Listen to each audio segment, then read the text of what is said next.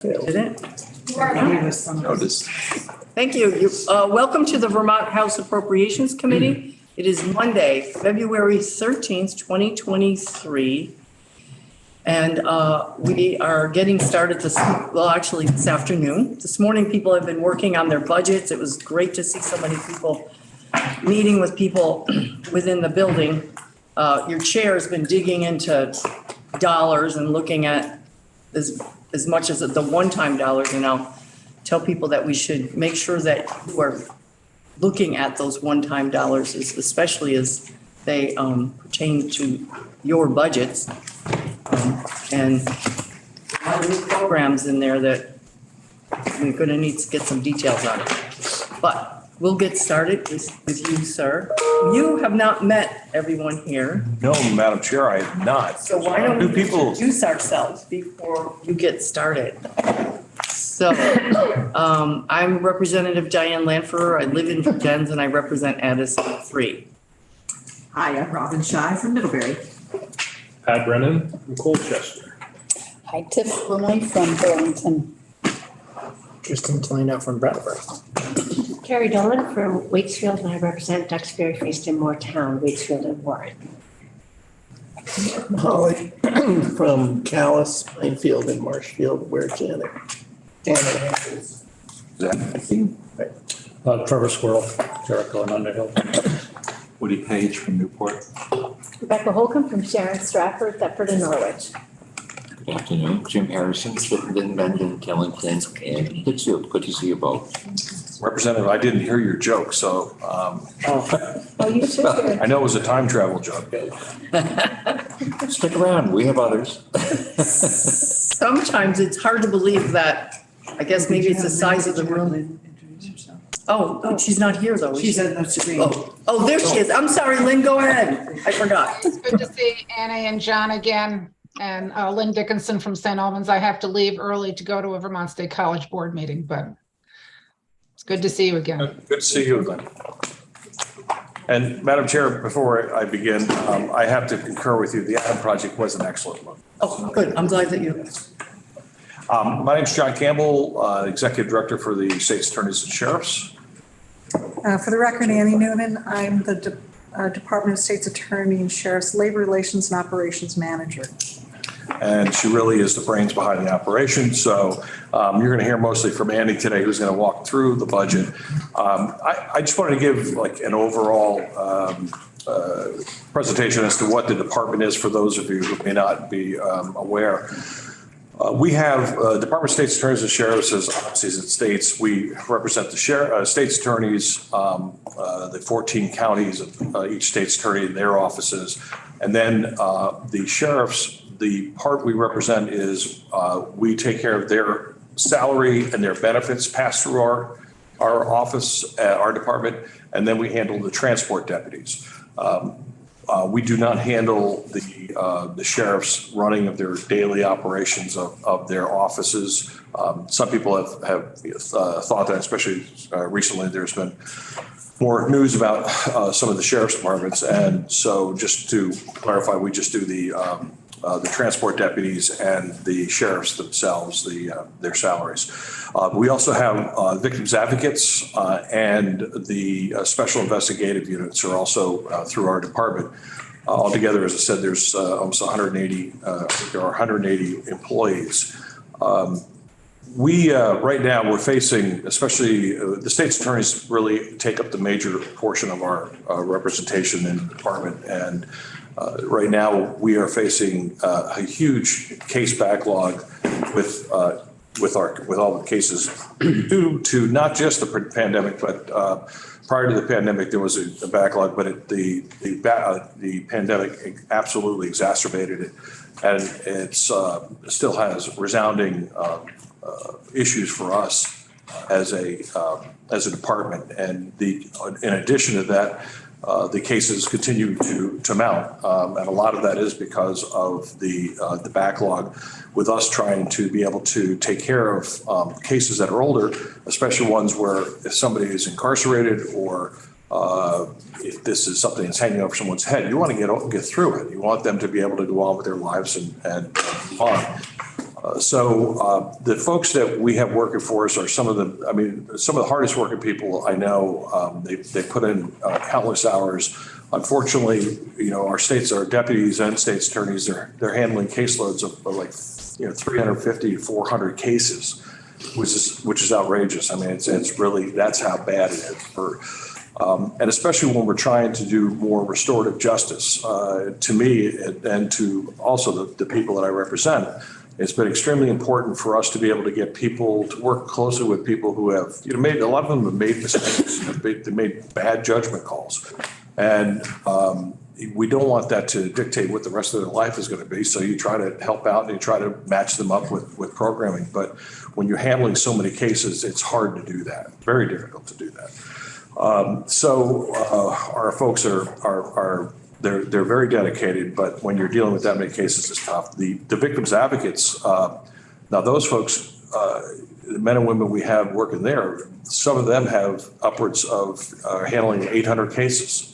So, for anyone to think that you're going to be able to get, the full victim services when you have 800 cases, it's pretty tough to do that. But they do it somehow. And luckily they're not dealing with every case at once, but it's sad to see that that something so important is not, fully, in our opinion, fully resourced. But we understand that times are tough and, money is short.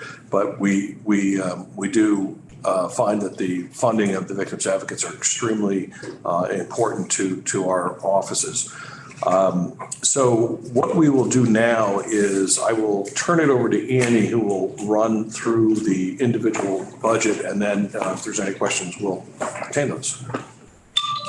Oh, well, right on time. I'll turn my phone off. Thank you. Thank you. It's nice to see some familiar faces, and I'm glad to make acquaintance to the new folks here. Thank you. So what I try to do to make life a little bit simpler is I include for you this one page after there's 4 of these for each section of our budget. So our budget consists of four lines: the state's attorneys, the sheriffs, the special investigation unit, and the victim advocates. So I can walk you through just generally, and I had the opportunity, John and I and Barbara Bernardini, our fiscal manager here, who was encouraged to come up to the table and decline. But if you have any real questions, Barbara's also a big part of the brains of the operation. John gives me the credit, and Barbara is really brains here. I had the opportunity with John and Barb today to meet with Representative Squirrel right before we came in, and he gave me some good feedback about some information that he thought the committee would want to see as we kind of refine through this. But let me give you the walkthrough as to what we're looking at. So we have 4 sections of our budget. The largest, obviously, is the state's attorney's budget. We have about 109 full-time employees. That includes the 14 state's attorneys, all of our administrative support staff, the victim advocates, and our deputy state's attorneys. This year, the 5% increase that we received in the budget from the administration is primarily going to be for wage adjustment. That includes the union contract provisions, health insurance, and retirement. All of those things were going up, and that's pretty much where that money is going to go. We will have to carry about $232,000 in vacancy savings, which doesn't sound like a lot unless you consider the fact that that's probably 3 positions at least that won't be able to get filled during the fiscal year until we meet that vacancy saving. Some good news I'd like to report on is ARPA money and I know that this is just a small diversion, but this legislature gave us ARPA money to transition our criminal case management system. That was really necessary to do to kind of keep up with the courts who implemented a better system and we wanted to be able to integrate and talk to that. So that progress on that project is going very well, and that is ARPA money that is still in our bucket, so to speak, and we're really pleased with the work that's done at ADS. Has been extremely helpful in terms of helping us along with that, as has the contractor Barry Dunn. Is just doing the project management. We hopefully soon will have a contract for work to be done within about 2 months. The restarting of the trials, obviously it was like the floodgates are opening. There's lots of work that has to get done around that, and our attorneys are working as hard as they can. The ask in this budget is sort of really two things in terms of the state's attorneys, maybe three, but let me go to the one. I feel like as though we need additional positions across the board. So it's not just attorneys, but it's victim advocates and administrative support staff. Now, one of the things that Representative Squirrel has asked me to do is to lay it out a little bit more clearly as to what we would be looking for. For example, at the bottom of this page, I say, looking at it sort of very simply, we were looking at, well, maybe one additional attorney, one additional victim advocate, and one additional administrative support staff. But the reality is that it isn't necessarily true that every office would need one of those. Not everyone needs a full-time attorney. Not everyone needs a full-time victim advocate. So what I have committed is that I would go back and kind of do more of a actual plan as to how we would use additional positions and why they would be needed. So, for example, Chittenden County being one of the largest field offices probably isn't necessarily an office that needs an additional attorney. They've been staffed well over the years. But Franklin County, Washington County, Rutland County, Windham County, some of those offices are struggling mightily under the weight of their work. The other issue that I would say is this legislature had given us originally the $3.3 million in ARPA money, which was then administration had converted it into general fund, and it was able to be put into a one-time bucket, and we are spending that down. We would like to be able to be in a position of being able to more effectively spend that, but as you have the money, you have to also get the positions with the Department of Human Resources. So we really, limited service is really the more attractive way to recruit people. Right now, we're writing letters because that money can expire at the end of each June. It can carry forward as it did last year. But one of the things that happens is you have to ask for it. So at the end of the year, because it's general fund money, you've got to say, can we carry it forward? And so as we are hiring, for example, deputy state's attorneys as limited service, their letters now say, your start date will be January 15th, make that up. And with a potential separation date of June 17th, unless money is available for us to use to continue your position. So that's kind of a buzzkill when you're looking at deciding whether you want to take a position. And we're giving you a position for a few months or 6 months, and other places are hiring full time. We're competing just like everybody else for employees all over the state. So we have to realistically, we have to say that because that money could be taken back. We hope it won't be. We've talked to Commissioner Gresham and Deputy Commissioner Merrill about that, and I think they hear us, and they did last year. I know this committee heard us and was very supportive of us carrying that money forward because you gave it to us to clear the backlog, or as Representative Squirrel said, work on the court issues. I think we're doing a good job, but it's tough to recruit people as temps when they get no benefits, and limited service when we've got to put it in the letter honestly to say June 17th, maybe you'll stay. Go ahead. Great, thanks. So just to clarify, you're talking about some permanent positions and you're talking about some limited service positions. And am I reading this correctly that you were looking for possibly 42 more permanent positions? Correct, but as Representative Squirrel and I talked at lunch, that perhaps we can present a plan that would lay it out against maybe the backlog reducing. Okay, and then the limited service positions, and I totally understand about how, why do you take a job that could be gone in a year or something. Do you have a specific number of those in mind? I think, we're authorized to hire 10 attorneys as limited service, and everything else was temps. 6 paralegal temps and 16 administrative support staff as temps. And those have been tough to fill because as temps, they get no benefits. And they have a cap of 1,280 hours that they can work. So that's also challenging too. So 16 temps or 26 temps? We had 22 temps Okay. and 10 limited service. Oh, okay. That you were authorized last year? Yes, there were, most of them are still authorized. Okay. So you're not asking for, or are you asking for more on top of that? Well, in order to spend the money effectively, because we still have money left from, I mean, a fair amount of that. I think of the 3.3, we probably spent 1.4, 1.5. So we still have a fair amount of that money we could put towards moving this along, moving the backlog along. So a combination, and I think that was the plan that I committed to Representative Squirrel that I would bring back, a more firm plan, X numbers of temps, or I mean, X number of limited service, X numbers of permanent. Okay, and then the 42 permanent, somewhere you'll tell us what all that costs. Yes. Sounding expensive. Okay, thank you. Go ahead. So more of a generic question. I mean, everybody's concerned about the backlog that the pandemic caused.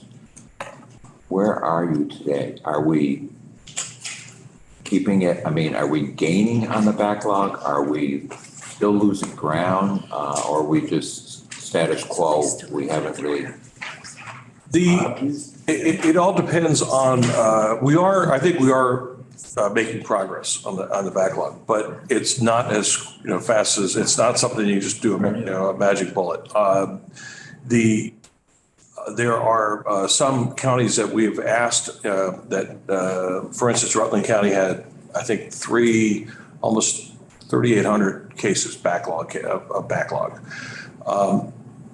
I don't know, if you tried them every day, if you had a trial every day, you're not gonna do much with that. So what we've been doing is trying to go through, finding some of these older cases that might be able to be dismissed. And we just reduced the new attorney, state's attorney in Rutland County. We're proud to announce that he reduced it by 20% already since being in there. But we still need, a lot of those are still going to require, the cases that be moved to where you have interaction with the lawyers, to either try the cases or push them towards trial and then work out some type of plea agreement. The problem is that, as I mentioned earlier, is that the cases aren't stopping coming in. So we're dealing with these acute matters, and then to try to get them to go back and look into the backlog, it's just really tough. So we need some folks that are going to be dedicated, solely to dealing with backlogs in the offices, and that's been really tough. And it's not just us. I mean, this is something that you're going to hear from the Defender General and also the courts, because we don't operate in a vacuum. So that these folks are going to have to, we're all going to have to be in this together. And I must say is that I think we've had a really good relationship with the court and with the Defender General's office in trying to discuss and work ways that we can solve this backlog. But it is crucial. Well, and related to that, if we were to give you the positions that you have the money for, can you even find the lawyers to fill those positions? And that is a very difficult thing because unfortunately, we're looking at, this is not the same pay as you would get in private practice. In fact, I read before I came here, I read 2 articles where New York and Florida were also facing the exact same problems with, trying to recruit. Florida, actually, the legislature just went and appropriated basically $15,000 signing bonus for attorneys to go to work for. Don't leave us. I was just. It's starting to look good. We got to give him some more challenges. Sorry, Florida. Yeah. No, it doesn't do it. Yeah, concrete jungle.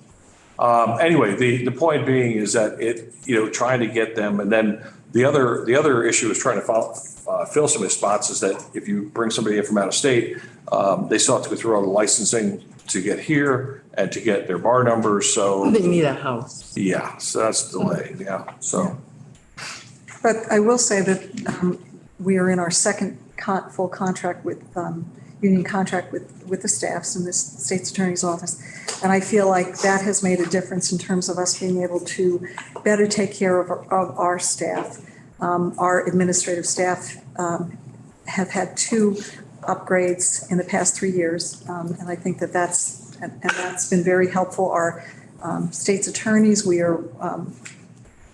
went back and we took a look at anybody who perhaps did not get any prior service credits or credit for their relevant experience. And through the union negotiations, we were able to take care of that. I want to say it was pay equity, and it really was in some cases.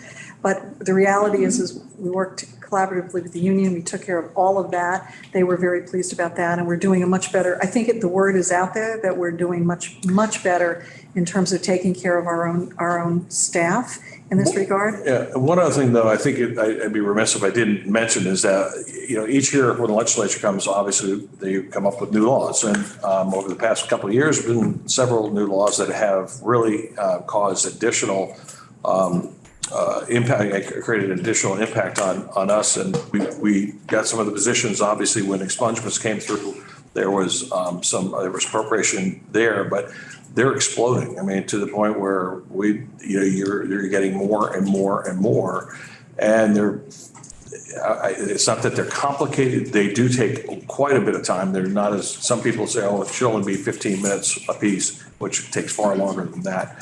But we're also finding that we're having a lot of additional problems later on, because some of the people who are getting their records expunged are now coming back and saying, well, we need our records because we are getting licensed to do this. And then we just have to say the records don't exist, because they don't. And so our people are getting tied. We have a couple cases dealing with that. That and then public records requests have just gone through the absolute roof. Tim Dumont, who's our new, we just brought him on, an Addison County native. And Tim's doing a great job, but he's been absolutely narrow with the public records requests, to the point where he's working till like 10, 11 o'clock at night, and just trying to handle them and redacting all of the information that needs to be redacted. And so things just aren't getting simpler. That's just it. So I don't mean to totally stop you. Thought it was a good breath. Representative Mahaly had a question, and then I've got just a clarifying question to ask her. Yeah, just help me out here. So the 42 permanent positions, that's a denominator against a numerator against a denominator of how many? I mean, what's the permanent staff size of? The permanent staff size in the state's attorneys is 109. We have 14 offices, and this was really, honestly, overly simplified. It was one additional position for each office, one additional attorney, one additional victim advocate, one additional. Is that 109?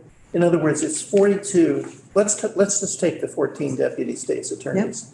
How many deputy state's attorneys are there now? About 60. Okay, so it's 14 over 60. All right. And I guess the other question, I think I know the answer, but I'd like to hear from you is, if this is a backlog, these are being hired to address a backlog, why are they permanent positions? Why aren't they temporary positions? Because presumably at some point we're going to be through the backlog, although it might be a while. They may be retiring by the time the backlog is done. I mean, I hate to say this, but backlog is not something that's going to go away overnight. And people have looked and come up and they'll say, well, why don't you just take off, knock off 20% of the cases? Well, we were fortunate in this one county to do that, because he was able to go through and to see nonviolent crimes, cases where there was not a victim, but there's always that victim because you got a business. Jim Harrison, from your former position, retail theft is just knocking businesses out of business right and left. So it's hard for us to do it. There's people who say, why don't you just take all the fish and game violations and just do away with them? Well, that's okay for some places, but if you're in the Northeast Kingdom or if you're in some other spots that feel that those are really serious issues that we as a constituency feel are important, you don't want to see that happen. So, but the biggest thing is the fact that there are, we are finding that a lot of the names of the defendants, let's say, you're seeing the same ones over and over on many of the dockets, and you're seeing, generational issues, which is kind of tells it, it's a telling story, unfortunately. And so it's not as simple as just going in there and dismissing a case, and trying to get a trial going forward and asking if there's times when, let's say the prosecutor say, fine, judge, we're ready for trial, as you know, the attorneys here will know. And then you'll have the defendant say, well, Your Honor, I need a continuance because of this. There's discovery issues, that because a lot of people during the pandemic, they sort of, everybody was sort of waiting to see, like, well, why should I settle my case right now if I don't know what's going to happen? I mean, if you can't get back into court. So I guess what I'm trying to say is there's so many variables to this one issue that I can tell you, I just do not see that the backlog problem, unless we address it, unless you all address it, help us address it, not just us, but also the court and Defender General. It's going to be with us for a while. To the point where I was kind of kidding about saying that they'll probably retire by the time, but who knows? So I think my question too was around that same thing. Was, okay, there's the 42 positions, the one, somebody, okay, you're going to come back with a plan on that. I will. But the 32, that are the 10 attorneys and the 22 temps are outside of that, obviously. Correct. Okay, and they're part of the 3.3 million from last, and so there's enough to pay for them another year. Yes, there is. Okay, so for 24, and they're here to help with the backlog, right?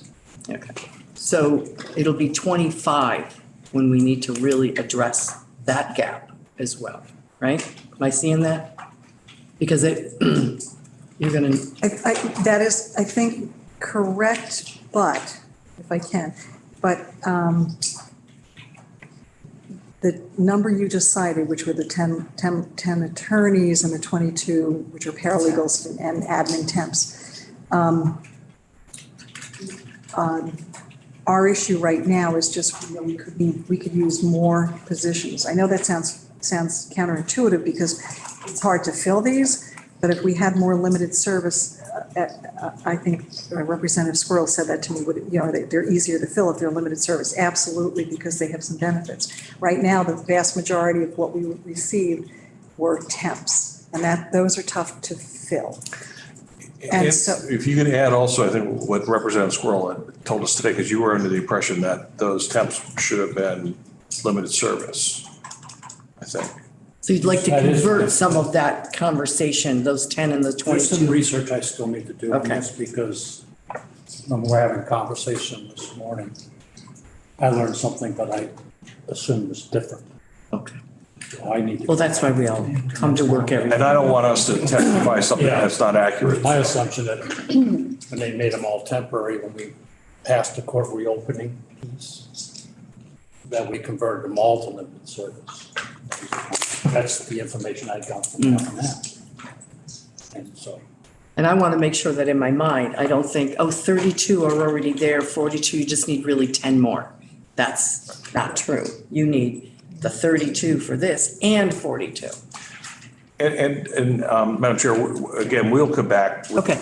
a more specific, and I apologize that we didn't have it right here now, but things are just, Everything's in development. Yeah. It's all alive. Right. okay. Okay. All right. So that's essentially state's attorney. If we can move on, if you want to grab your sheet on the sheriff's, that's the next one. So there is a mistake on that sheet. I listed that the increase for the FY24 was 2.9. Oh, I'm sorry. What page? That was Page. That's, Oh, okay. yours are not paginated. Okay. So if you go to the next section that starts with a. Yep. Looks like it's on page 30, Mark. 30? Well, it's 22, and we're at 1 of 15. Okay, next. Sheriff. Yeah, Go that's about the sheriff's. 3 pages in, you should find it. Got it. There you go. Okay, great. So I listed it was 2.9, and I apologize, it's actually 4.8. Didn't mean to make that mistake, but I did. I'm sorry, on the crosswalk, it's 4.8? Yes. Yeah, that's correct. That is correct, Madam Chair. Okay. Okay. So all of the money in this budget is general fund, state general fund money. As John said, it pays the salary and benefits for the 14 elected state sheriffs and the state transport deputies. And I'll just refer to them as state deputies. Those are the folks who pick people up at the facilities and bring them for their court hearings, and they assist in a variety of other activities. The interesting thing is that there's just a tremendous request for more assistance, not less, from our transport deputies. They're doing a lot of work with the judiciary in terms of support security and with human services, monitoring juveniles that need supervision before they find a placement for the kids. We're getting requests for assistance to OCS for child support, and a recent request even from the DOL on some civil process issues. And if I could just interject for a second, the state transport deputies, they are statutorily just assigned to transporting prisoners or juveniles, or for also folks who have issue with the mental health, with the Department of Health. But because there are so many other problems that are existing out there right now with other departments and agencies, whether it be AHS or DOC, they're asking for things that we've never done before. And as Annie just pointed out, with even the Office of Child Support, they're asking us to help enforce child support, and and I'll throw it back to you. So, so it's just sort of an interesting situation, because as the conversation is occurring about, what's the future for the sheriff's departments, I just want to point out that there's an awful lot of work that's being done by not only our folks, but the sheriff's others, that what I would call their DMs, but they actually work for the sheriff, not for the state.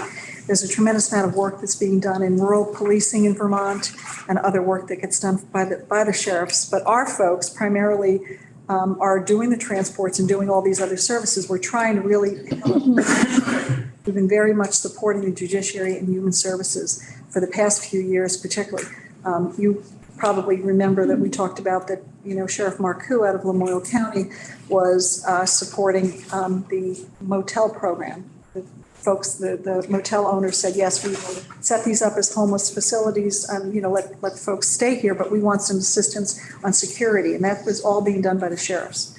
So, But not paid through the state, by a contract with the hotel. Contract, yes, but during the pandemic years, It was all one. we were letting our transport deputies, who at the time were not doing Transporting. transports because everything was remote, although they were moving them up to remote hearings. So that was occurring, and we were moving people back. We allowed them to do a lot of other things. They were doing transports from facility to facility, and they were doing more work with human services. There was a lot of assistance to human services during that period of time. Looking at your crosswalk, the transport is down. The mileage is down 30,000. And I'm going to assume, which is never a good thing, that has a lot to do with the fact that there's more remote hearings. That's correct. Okay, so there's less transport going on from prisoners. And if we heard earlier in a budget adjustment, the judiciary looking for support, which this committee and the House provided, it's over in the Senate right now, for the judiciary's IT to help, and I'm not going to get this right, basically some of the remote hearings, the ability to have a soundproof room, so it wasn't, is in the BAA, right, Representative Squirrel? So some of that will even help more so.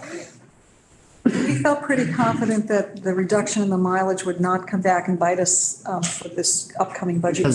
Because they continue to have some of the remote process. Right. I think that has actually worked really well, because if you think about the fact that even for corrections, if they have to get someone ready to leave the facility, there's a lot of work that has to be done by the correctional officers. And then when the person comes back in, there's a lot of check-in work that has to be done. So that's been somewhat of a relief even for DOC, that they don't. And they have to stay with the person. They have to stay with the prisoner. Well, once they give them to us to move over to if they get them ready No, I to meant the sheriffs stay with them. Stay with- They stay with in them. the courtroom, so it's additional all day. security in the courtroom too. Because all but 2 of our transport deputies are level 3, that's the highest level certification for law enforcement. All but 2 are level 3 certified, and only 2 of them are level 2. So there is a tremendous amount of assistance to, the judges and the defendants and everybody in the courtroom. There's a couple of people standing around who are level 3 certified and can help in the event of an emergency. And there's one sheriff for every county, so 14? There are 14 elected sheriffs. There are approximately 22 transport deputies. And 22 transport. 22, 23 or so. And we're working with Human Services to see if we can give them some additional assistance. The one thing I will mention is that last year the legislature allowed the state transport deputies to unionize. We have not yet started bargaining. The SEA just contacted me recently. I sent them a data dump, wages, salaries, benefits, all that stuff. And our first conversation on that is on Wednesday. I'm hopeful that we will have a speedy resolution to the contract negotiations. Our first 2 contracts with the state's attorney's offices resolved in about 4 or 5 meetings. No mediation. We were just able to collaboratively resolve a contract, which was great. I'm hoping that we have the same process going forward with the sheriffs. And they also are unionized under VSEA. And I know for here, this is the budget, but I'm, just for those that might be paying attention, why are we not talking about the other?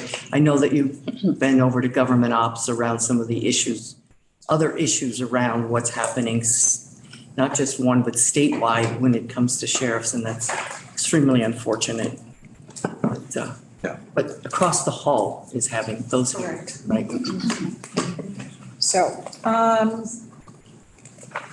So if we wind up with unanticipated costs as a result of the union contract or more assistance from other agencies, we could wind up in a situation where we back a budget adjustment for mileage and per diem.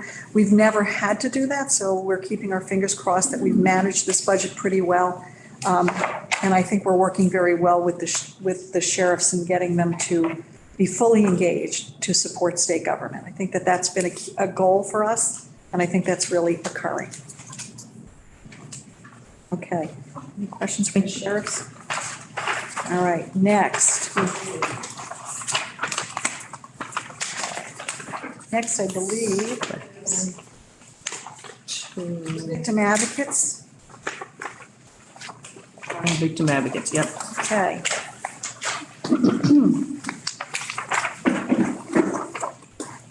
Okay, so we have 27 victim advocates that work across state government in state's attorney's offices.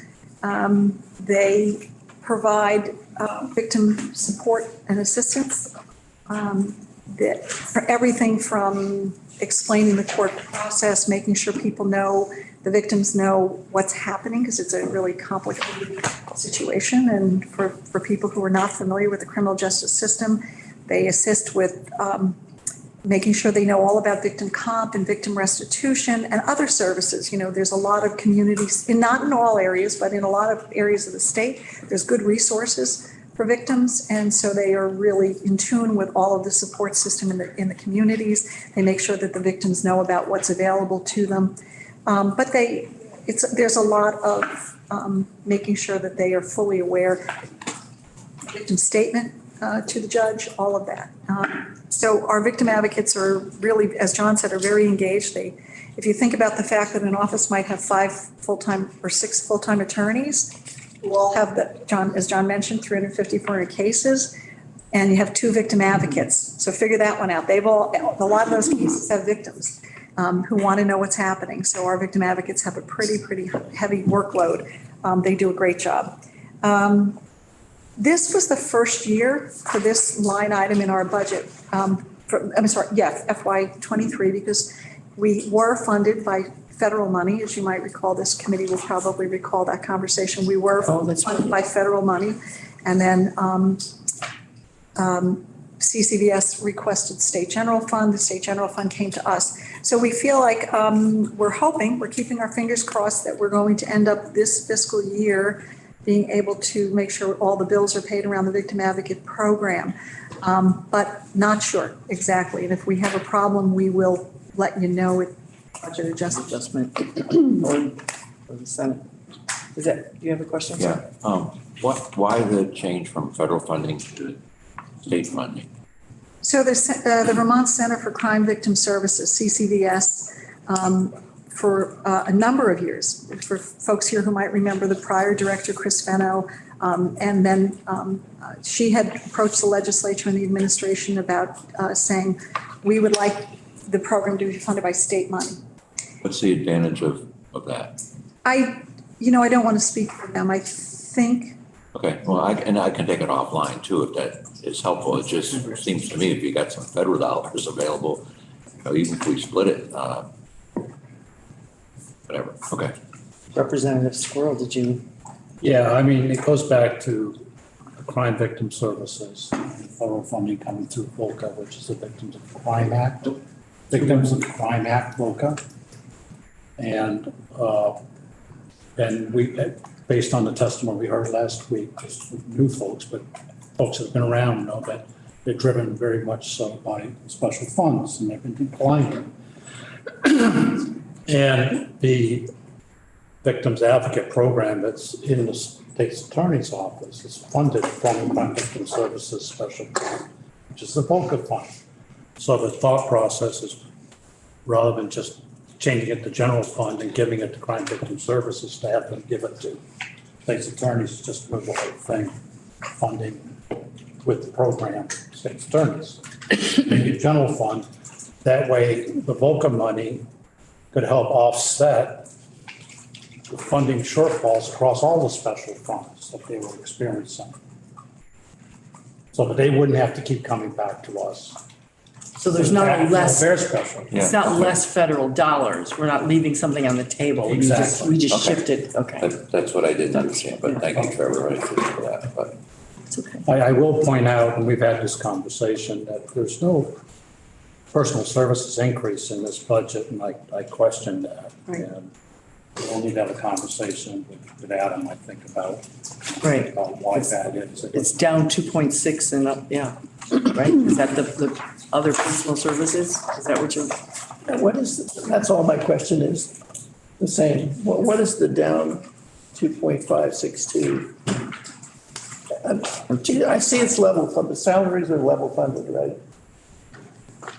Yeah, I'll have to ask them to speak to the crosswalk and why it's Okay. up that way, but the reality is there's no personal services increase. It's like 68, exactly. Level funded. So it's really, Oh, go ahead. correct, Barb, I mean, it's really was just a budget line shift, was it not, Barb? This is Barbara Bernardini. From other personal services to salaries and benefits? Yes, because this is actually the first budget written for our department. Last year it was switched during the fiscal year. So the down was last year's 22s. 23, FY 23? 23, yes.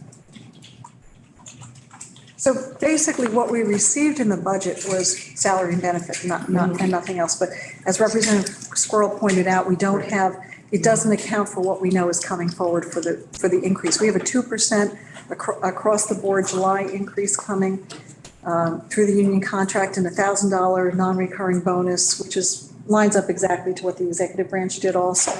So that's not in here, and it needs to be. Oh.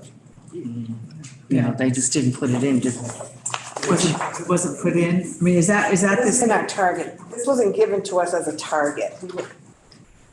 So we need to go back and Yeah. get some of that Will. instituted in. Okay, so when I see on your sheet this, funding for FY '24 will not cover costs of union contract provisions for victim advocates. Is that what you're talking about? There was no money allocated. Okay, but you did allocate it in the previous budget for Well, you said it was in there. it's You anticipated.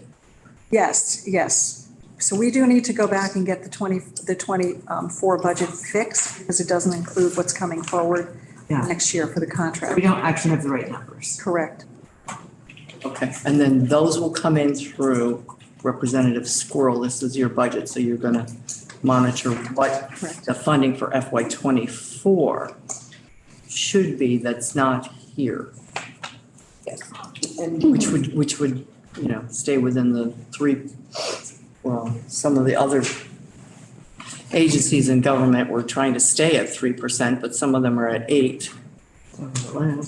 Yeah, If I could just they less make than 3. just one follow-up to Representative Harrison's comment. So so our department did not initiate the conversation to have the federal money substituted with the state general fund. That was CCDS. So we were one of, at the time, I believe, 41 subrecipients of the VOCA money. And as Representative Squirrel pointed out, that VOCA money has been going down. And there was actually a report that was done by Joint Fiscal Office to kind of give you those numbers. So to the extent that it has been a challenge, I think, to project ahead, you know, victim services and victim advocate services on federal money, I think that was probably the impetus for CCDS to seek the state general fund dollars. Yeah, no, I remember the conversation and the shortfalls in the fund, so sometimes it just need to hear it 2 or 3 times and it sinks in. Me too. Because I'm vaguely remembering something of this, Annie, that way back from when I was on before, I didn't have this budget, but there was a conversation around you know, that question of what are we going to do because this source is shrinking every year. And that was back, I think there was a report back in like 2015, maybe. Anyway. And I think Representative Squirrel will bring us a number. We'll see what we can do. We don't know. Yeah, there's some pieces that need to get fixed, yeah. Okay. Did the administration give you your the feedback fairly soon, or like, I'm just wondering how come it came back so late for you? so. There was a conversation about the victim advocate program and the money. I think we need to go back and have the conversation again. Okay. It's always good. All right. Any other questions on this, Representative Dolan? Good afternoon. Good afternoon. I just want to thank you for all this work. The Victim Advocate Program is exceptional. I know for a fact a number of my constituents have been able to take advantage of the program, and I thank you for this hard work. We're really proud of the work of all the staff and the victim advocates. You know, they take, like all of our staff with the victim advocates, I think, you know, they take calls nights, weekends. They put their heart and soul into Yeah, they really, things. really do. Okay, and then the last piece, again, if I can move forward to the next sort of special sheet, is the Special Investigation Unit. So what this is in our budget, but other than the fact that there's one staff person who is not a state employee, never has been, it's been a contract position for a million years, it's the grant administrative program, SIU grant program administrator manager. That's Pam Hango. She took over for Mark Mater, who I think a lot of people remember Mark for years. Pam works with all the SIUs. There are 12 special investigation units across the state, not one in every county, but I think Grand Isle County works with Franklin and Essex works with Orleans. There are 12 SIUs. The money, there's a grant manager position, and that's what the 62,000 is. And other than that, all that money goes out the door to support the SIUs.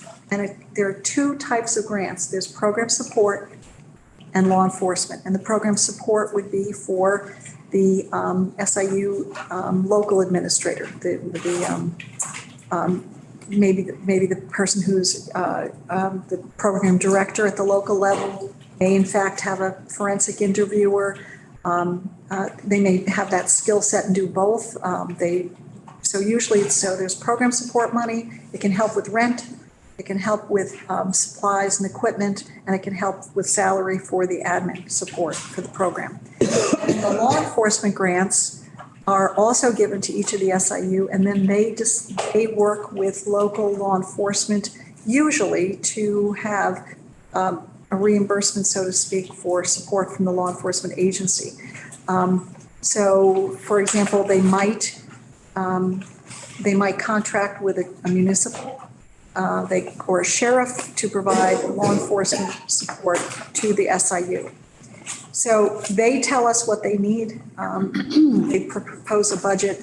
And generally speaking, the law enforcement grants are a total about $120,000, sometimes a little bit more, depending upon if there's money that's able to be reverted back and we can give it back out again. And the program supports are usually in the realm of about usually about the same. So we are a little, actually, probably the program supports are I'm looking at Barb, twice a year they go out, twice a year. So the biggest challenge that they have, we're not worried about the money. We think that that's working okay. The biggest challenge that the SIUs have right now are finding law enforcement people to be able to work the units. Because as the law enforcement agencies are themselves challenged with staffing, they don't want to dedicate someone to the SIU necessarily. So if we can contract for an actual person, that's even best. If we can actually say, we will buy, all of the time of your deputy sheriff, of your municipal officer, we will purchase that, and then they are dedicated to us. But it's really challenging. The VSP has been a great support to this program. The sheriffs have been a really good support in the municipals. They've all been very helpful, but state police have had to pull back because they've, for full-time folks. That's just what we're seeing. This is no different. Their big challenge is not the money. Their big challenge is bodies. And you have to be level 3 to investigate sex crimes. So these are some of the worst crimes. We're dealing with sexual assault and crimes of serious child abuse. So they are, I consider, to be some of the most critical investigations going on in the state. So there's one employee that grants out to 12 SIUs, and those 12 special investigation units are made up from law enforcement across the state that get an average of about $120,000 a year to be a part of it. And then there's another program support. I think program support for administrative, rent, equipment, and then the law enforcement grants separate. Yeah. And the other grant, I know. So there's no issue with the money. Our issue is just that municipalities, law enforcement, and other people don't have the numbers to be able to have a dedicated piece to this. But it's critical that we have. Yeah. There's some really good forensic interviewing training that we support through this grant for law enforcement and social workers and a whole bunch of people that deal with these issues. Kind of crosswalk of state agencies and federal, state and local agencies. So forensic interviewing is really critical in this. You just can't go in and start talking to a kid who's been abused. Yeah, it's highly specialized, and if you don't have it, then you have a very good chance of losing your case, or not being able to build one to begin with. So, re-victimizing a kid who's just been abused. Yeah. So you have to be very careful. So the forensic interviewing piece is really critical here. But there's the good news is there's no ask there. It's just to share with you what's going on. We always want to tell you when you're not asking for something. So. Yeah. We appreciate it. Thank you. Thank you. So our time, we've got 2 minutes with you. Any other final questions? And if not, we'll filter our questions and we'll get more information from you on other numbers from Representative Squirrel as he continues to work on. He's got a large portfolio. Madam Chair, if I could apologize again to you and to the committee for not having those with the Victims Advocate, not having that specific numbers there or how they're set out. I appreciate you coming in.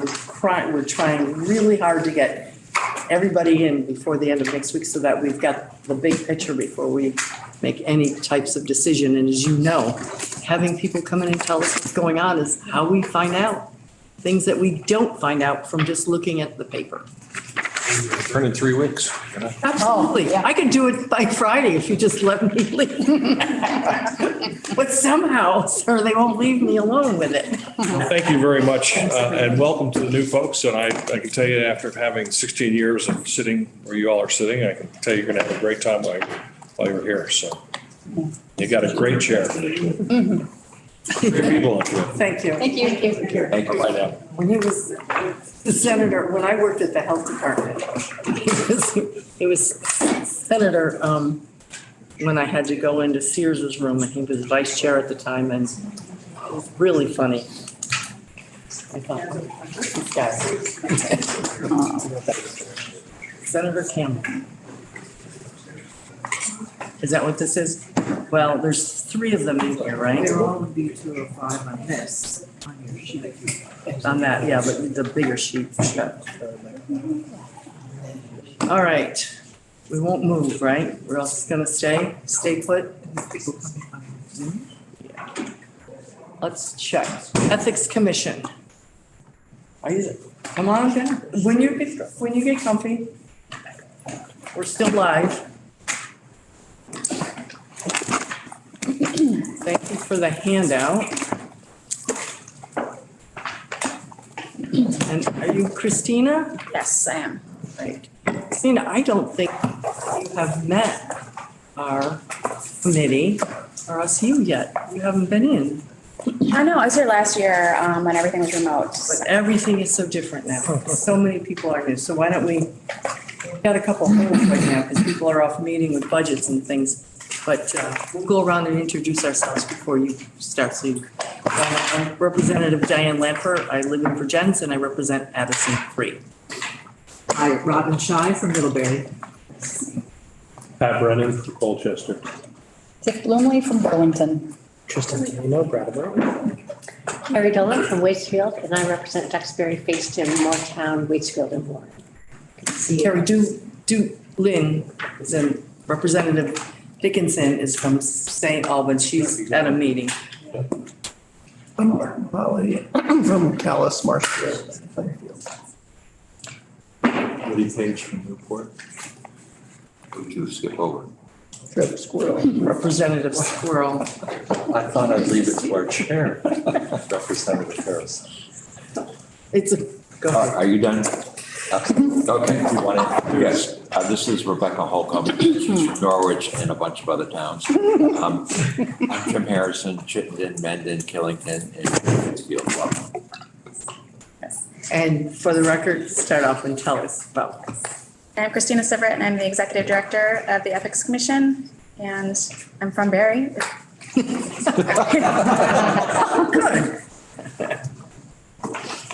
All right. Tell us about your budget. Budget, sure. So I can just start with maybe a quick overview of the Ethics Commission. So primarily we provide services.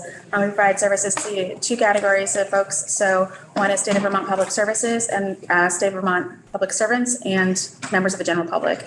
So for State of Vermont Public Services, we offer services related to ethics guidance and advisory opinions. So ethics guidance is when anyone who wants to, who works for the state of Vermont, or also some categories of volunteers, can call us up with a question about ethics. At the moment, we're really focused on the new code of ethics and providing advice around that.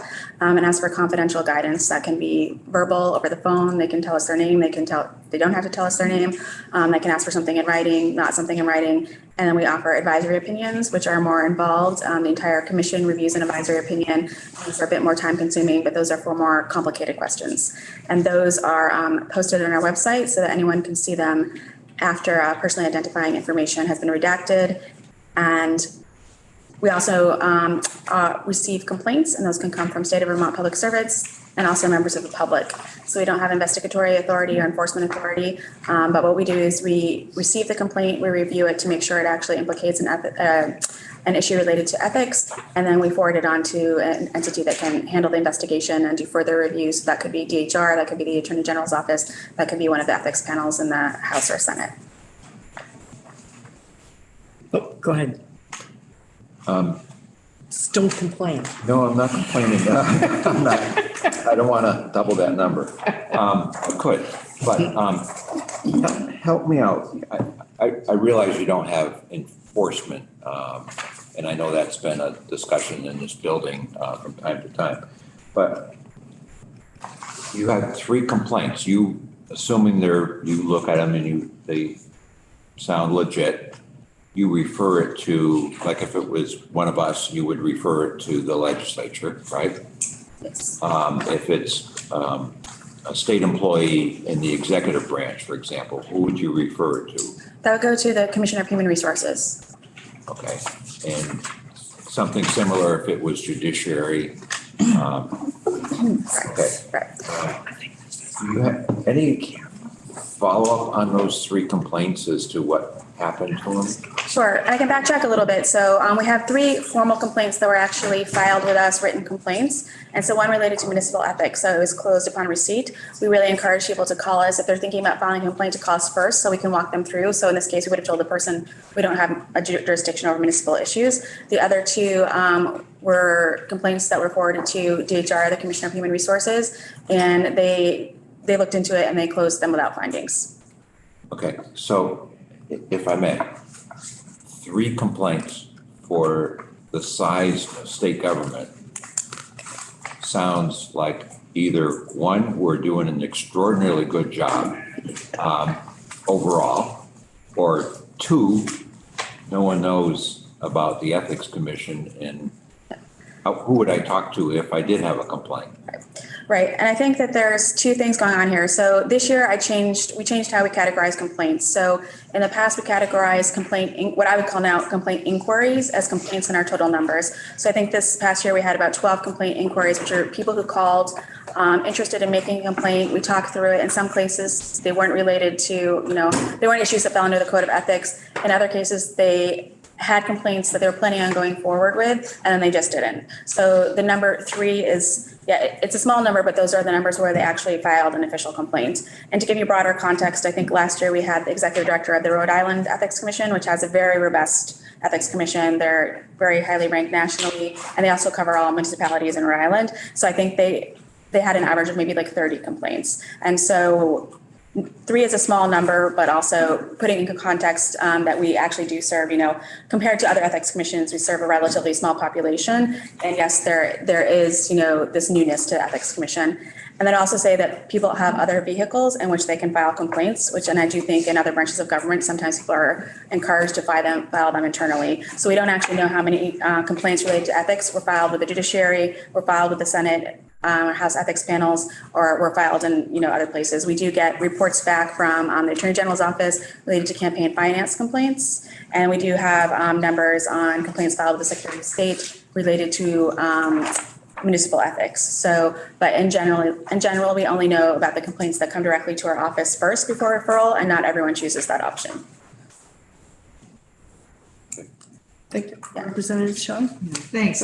You mentioned the campaign finance, and I was just reading ahead in your report. So does this mean that a legislator or a citizen or anybody could contact you about campaign finance violations, or is the normal process to go to the Attorney General? I mean, how does that work? Because there certainly have been a lot of campaign finance violations in the sense of not filing on time and things like that. And, there doesn't seem to be any enforcement around it. Correct. And so, to be honest, like the value add in coming to the Ethics Commission, yes, you could come to the Ethics Commission and file a complaint with us, and then we would forward it on to the Attorney General's office, or you can go directly to the Attorney General's office. At this moment in time, I think one reason people don't tend to file complaints with us is because it doesn't, the add-on value is that we can talk somebody through the complaint if they need that assistance. But other than that, it's just going to be referred on to another entity. And so the question then becomes, why not just file directly with the entity? Right. Okay. So that makes sense for that. Great. Representative Page? Yes, I don't mean to be disrespectful, okay? But why not just have HR handle all of the ethics issues? Sure. And so, HR, so. Because, you're sending those cases to HR, except for, I guess, one to the Attorney General. Yeah, well, it depends on the type of complaint that we get in, where it goes. But I think the idea is that eventually the Ethics Commission is going to have independent investigatory and enforcement powers, which is the standard and the norm. Vermont, frankly, is behind the rest of the nation when it comes to our ethics framework. And so the starting point was to get the code of ethics in place and then continue to build it out in the years to come. So is it safe to say that you don't just handle complaints within state government employees? There's also public complaints and other, right?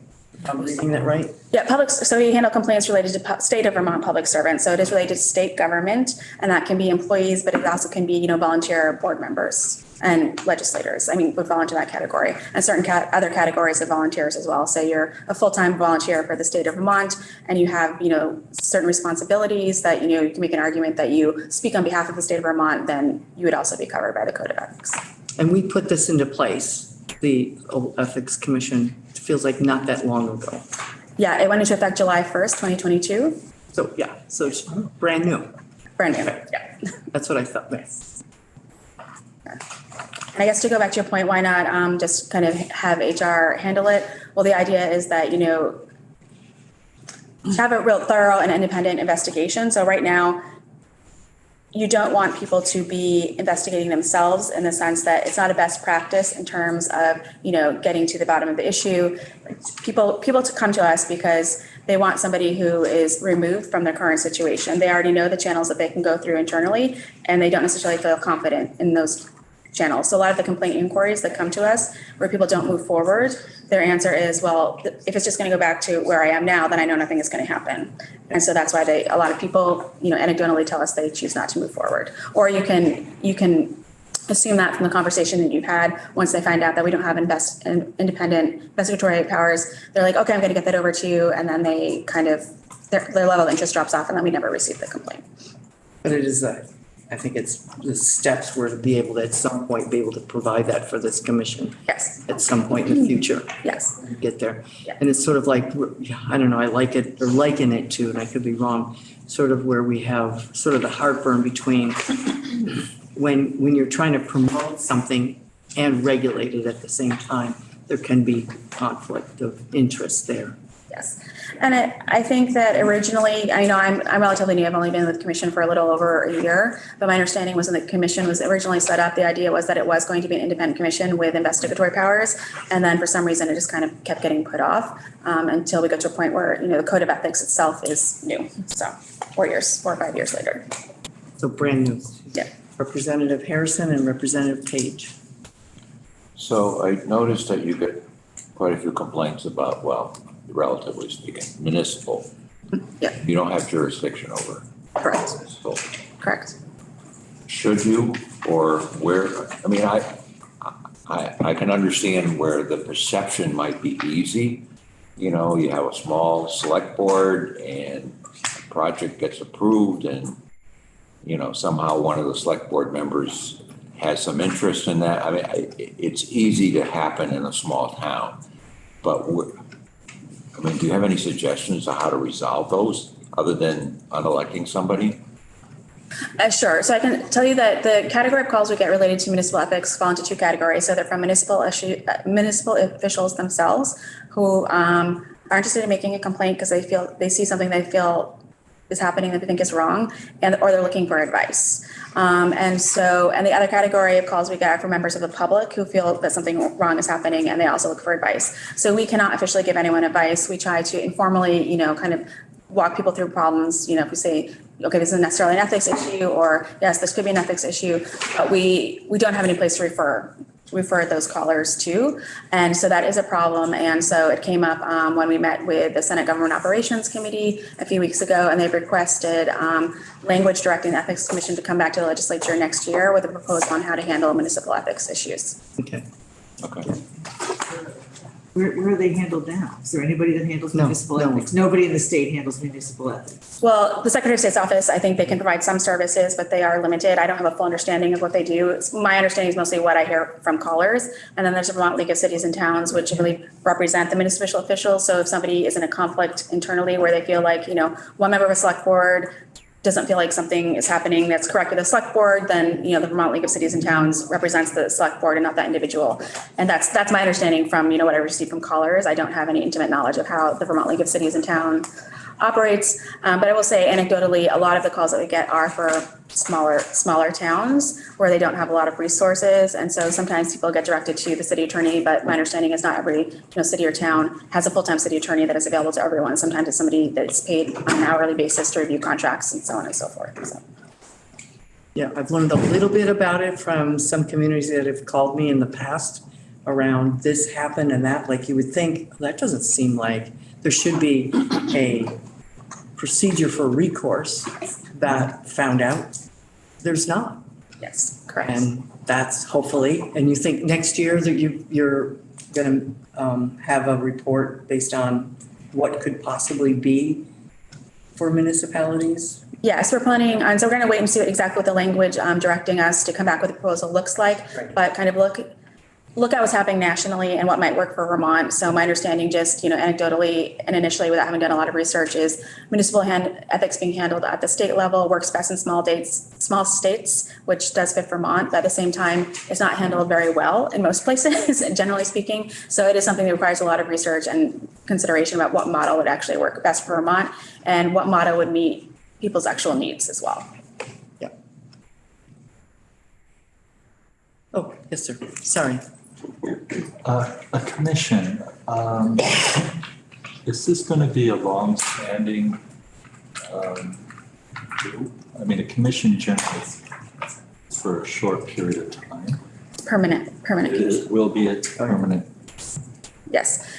So yes, I don't know of any states that have temporary ethics commissions. It's once So they're will set up, it it's change to something else? I mean, when I hear commission, I only think of a short period of time to do a study and then disband. well, I think they can take different forms. So I'd say like state ethics commission tends to be the name, in other states as well, even though they're permanent organizations. And if you do get investigative authority later on, what would your budget futuristically, thinking ahead? Yeah. What would it be compared to now? I mean, honestly, I think that's really difficult to say. I think that if the Ethics Commission is somehow involved with municipal ethics, then next year we'd come back with a budget that reflected that additional workload that would probably require, like right now, we're very small. We have the equivalent of one full-time person. So there's me, I'm a part-time executive director, and only recently we've hired a part-time executive assistant. And so to take on much additional workload at some point in time, we would have to hire at least one more full-time person. But I think that it's a little bit premature to say what our budget would look like in the future, but it would definitely be tied to the hiring of additional staff. Well, I know that citizens are looking for accountability in places to have in process for accountability of their officials, and I welcome this work and continued work as you work with government ops and others on this. So your budget. Yes. It's about your budget this year. Yes. So our budget this year, our budget request is $189,427. And that does reflect an increase over past years. And I'll say the majority of the increase is reflected with the fact that we hired an administrative assistant, and that is related to her salary. And it also reflects what our actual costs are in terms of, using outside independent contractors to cover some of the workload that cannot be covered with the manner in which we are currently staffed does not actually cover the workload that we have. And that is related to the passage of the Code of Ethics and not only increased demand for our services, but also an increase in the amount of work that we can actually do. So for example, we developed a training, which is part of the Code of Ethics. There's a required training that all the state of Vermont public servants have to take. So we had to develop that training, and that was, we spent money on that last year. And so going forward, there are more projects like that require the use of outside services in consideration of the way that we are currently staffed. Great, and I see that it's a half-time position. Yes. And there's no general fund in this. I see that there's no general fund on your crosswalk, and it's all coming from other funds. It's coming from the internal service fund, and I'm gonna let Brenda correct me if I say anything wrong. Internal service fund that bills out. The human resource internal service fund. Okay, Everyone pays. everyone pays. Everyone pays, yeah. And they did get general fund last I year. want to say for the record who you are, so we, I'm sorry, I'm Brenda Berry. I'm Deputy Chief Financial Officer from the Agency Administration. I handle the financials for thank the you. Ethics Commission. So they did get general fund for their, to start hiring their position. But this year it's. This year it's totally, Budget. nice.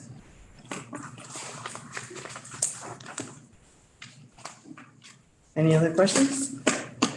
Whose budget, this is Gary's, Representative Dolan's budget, so any questions and further developments? One question with regards to this current budget.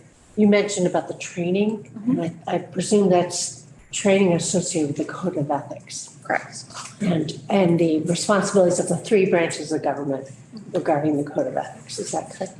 Correct. So we developed a code of ethics, the training on this code of ethics, which is available online. And so it's available through the learning management system with DHR. So we worked on the substantive content for the training, and they worked on the technical side of things. And they also have experts on their team in terms of like how to develop training, so it's more interesting for folks. So that training is available to all state of Vermont public servants. If you have access to the learning management system, you can take it through our website as well. But we strongly encourage people to take it through the learning management system. And I presume it's mandatory? Yes. Is that the only type of training program that you envision you would be providing in terms of a ethics commission? Or are there other opportunities that we're falling short of in terms of raising awareness, training to ensure that we have a full and comprehensive suite of ethics in the workplace? Yes, and correct. So this was our starting point. So before there was no, formalized ethics training because we didn't have a code of ethics in place. So it would have been just a very kind of general ethics training. Now it's a specific one. So what we're doing now is logging the requests that we get for advice and the complaints that we get and the issues that they relate to. And in the future, we'll look to making issue-specific training. So for example, we get a lot of our requests for advice and complaints are related to conflicts of interest. So we can see that's an area where people are concerned about or have questions about. So in the future, we'd be looking to develop, specific trainings related to that, and also perhaps gifts. So those are things that are all on the agenda. Right now we do have the issue of time and staffing and what we can do, but those are things that we are planning for the future. Yes. Well, you went first. Representative Let them go. Representative Page and Representative Haley. I'm just curious, if I by chance had received tickets to the Super Bowl yesterday, from a friend, would I come to your commission to ask whether I could accept them? Is that how that would work? You could, if you felt unclear about whether you could accept them, yes. And so, with that analysis, so you're saying it's coming from a friend, and so there's a gift exception that you can accept gifts from, close relatives and genuine bona fide friends. And so you'd want to do the analysis of like, is this a close friend who you could expect to receive that type of gift from? Or is this like a friend where it's like, it's my neighbor that I see once a year at a barbecue and may have business before the legislature and is offering me these very expensive tickets. And then you're looking at whether that's actually like a bona fide gift from a friend or whether something else is happening. Is there currently a limit on what you can receive for a value? Without claiming it, right? Yeah, and so there's actually no process, with the Ethics Commission for and generally speaking for public servants. I mean, you might have different rules for legislators about you have to report, but there are no reporting requirements. But it really depends on the category of gift. So it's from a close friend or relative. No, there's no limit. If it's from somebody that, maybe you don't know very well, then I think it's $50 limit per time and no more than $150 per year, I believe. I have to check it. Yeah, I'm not going to tell my family that for Christmas presents that it's limited. Right, if there's a lobbyist giving you Super Bowl tickets, that would be one thing, but if it's your cousin. Representative Page, would make you feel better, you could re-gift them to one of your friends on. Oh, I suppose, yeah. Zoom advantage. I can remember like a very sweet woman wanted to give me this knit hat and scarf or something when I was out door to door, and I went, no, I don't, no, I just can't. I don't know. It's probably breaking some rule. I just can't. But you had a question, sir. Yes, first of all, are you an attorney? Yes. Thank you for doing it, because you can, obviously, as an attorney in your background, you have an ability to kind of sort through things, process them probably a little different than some of us. So thank you for stepping up and doing it. You also have an uncanny ability to speak very quickly. My brain doesn't allow me to do that. If I tried to do it, the words would get ahead of what I should be saying. So anyhow, all good. Thank you for coming. No problem. It's been a problem since elementary school. My elementary school teacher is told to speak slower. It just hasn't stuck. We have an attorney, Anthea, that is incredible. I listen to her at half speed so I can take notes. Because when you give somebody 15 minutes, as someone who speaks fast most of the time, I get it. All right, we'll close out with you, and then we're going to have a break. How do we compare with other states? So we're quite far behind in the sense that the Ethics Commission does not have investigatory powers. We're behind in the sense that the Ethics Commission is quite new, and we're behind in that the Code of Ethics was just implemented. So we are at the beginning stages of building up the framework. So that's where we are. I mean, I'm not saying that, we're terrible or something. I'm just saying that we are in the early stages of building out the ethics framework in Vermont. Thank you. Yeah. Great. Thank you. Thank you. You're free to go. Okay.